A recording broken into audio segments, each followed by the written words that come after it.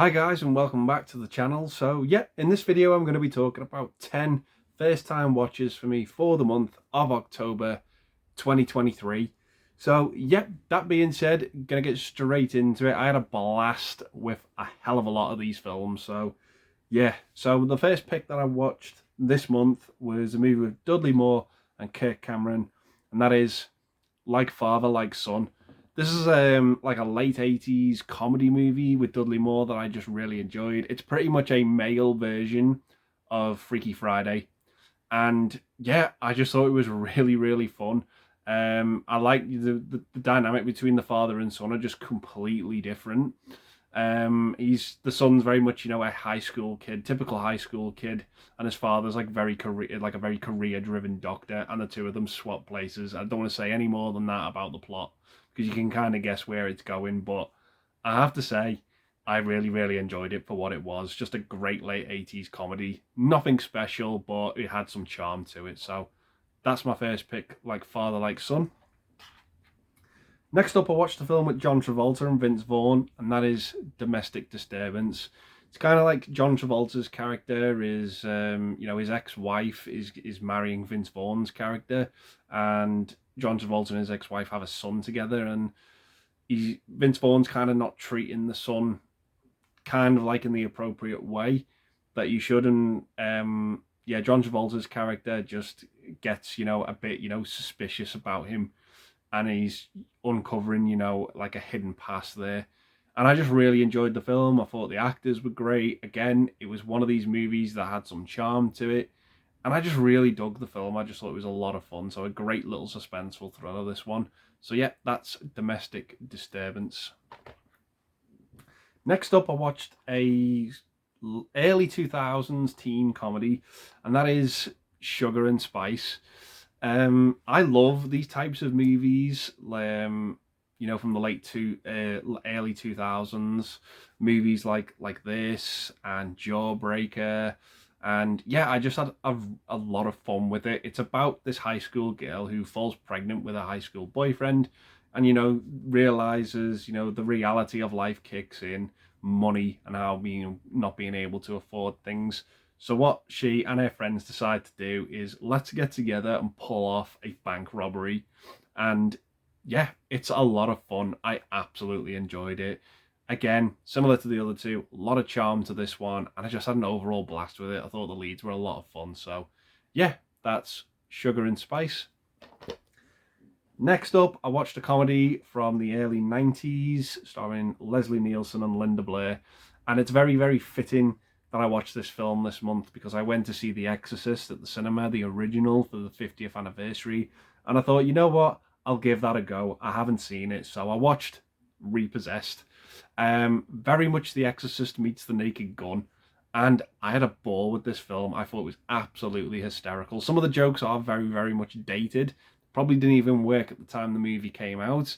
I know it's not got the best score on IMDb, this film, but to hell with all that. I absolutely loved it. I thought it was a delight, and I'll probably watch this next year as well because it was just it just really put a smile on my face how silly it was and absurd it was, and yeah, I got some enjoyment from it. So that's Repossessed. Next up, I watched a film with James Woods and Sean Young, and that is The Boost. So this follows James Woods' character, who's pretty much like this up-and-coming real estate agent, and he used to be really sharp and hip at his job, and he's kind of losing his touch a little bit, so his friend decides to help him out. And what does his friend decide to do? He gets him hooked on cocaine to try and, give him that edge back. And it comes at a very hefty toll being on cocaine in this film for James Woods. The ending to this is kind of haunting, the way the movie leaves off, and I just thought it was absolutely brilliant. James Woods gives an amazing performance in it. He's got great chemistry with Sean Young in the film, and I just really enjoyed it despite its dark subject matter. And yeah, I just thought that ending was superb. So that's The Boost. Next up, I got a double feature here, and one movie on it I'm going to talk about is The Super, starring Joe Pesci. The other movie that it came with was Wise Guys, directed by Brian De Palma. Joe Piscopo was in it, and Danny DeVito. But The Super, for me, was just a great Joe Pesci film. I was kind of getting into some movies of his that went under a little bit of the radar, like Gone Fishing and Jimmy Hollywood. But yeah, The Super, I really enjoyed. I had a great time with this one. It's sort of about him. He's inheriting this building that is completely run down, but he's faced with criminal charges. He has to bring the building, you know, up to scratch, otherwise he goes to jail.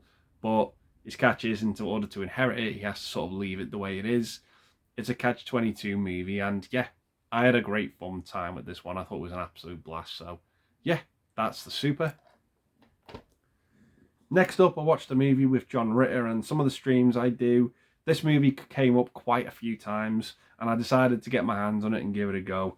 And it is, of course, with John Ritter, and it is Skin Deep.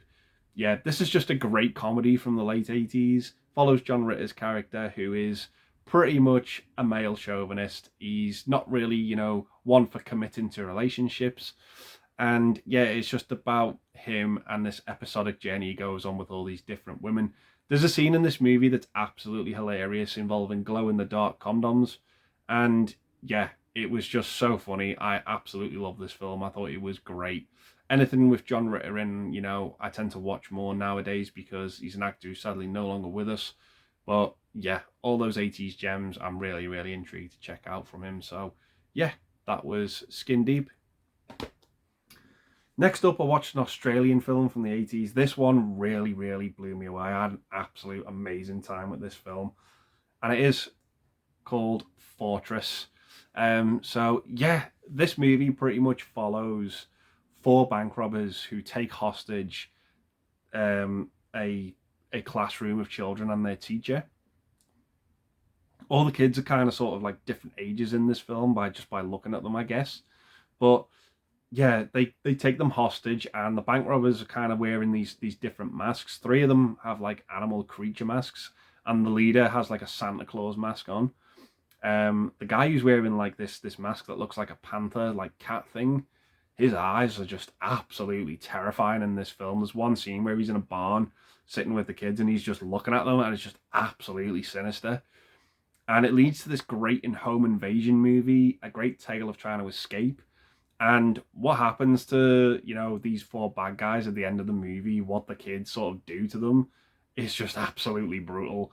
And I just had an absolute blast with this one. It's a real underrated gem, and I just thought it was fantastic. So yeah, that is Fortress.